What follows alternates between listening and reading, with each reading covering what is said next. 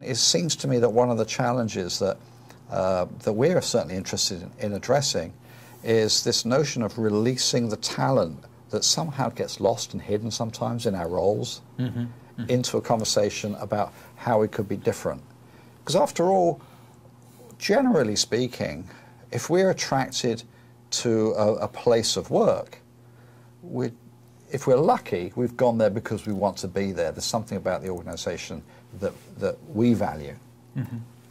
So when I join the organization as the marketing manager, I'm also those other things in my life and my experience. Yes. And it seems to me part of the trick that we want to make happen in the Imaginarium, and one of the approaches that we've been talking about bringing in is this notion of releasing that kind of talent and imagination within each individual. And so part of the processes we're looking at is both a learning process, but also an imaginative process, where we want to think about helping people get back to what inhibits their imagination, and sometimes that's role and position, and power or lack of, shyness, all those other kinds of behaviors. At the same time, have that relate to other people's similar experience and release that. Absolutely.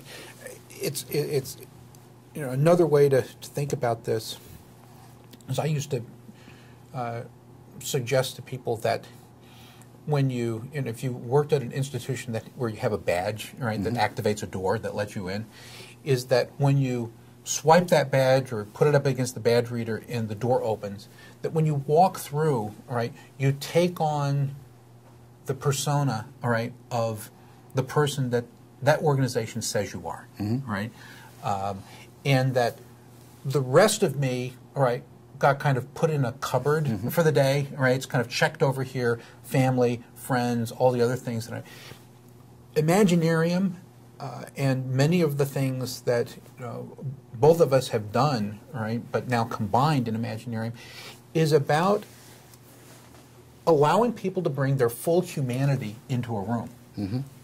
And all their capacities, all their capabilities, not inhibited by job title, role, those kinds of things, but everything that you know how to do. And then the other part is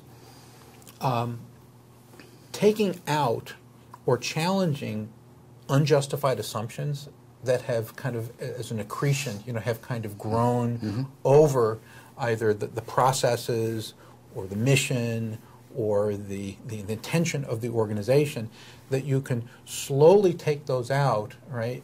And that provides a cleaner landscape for a new set of directions.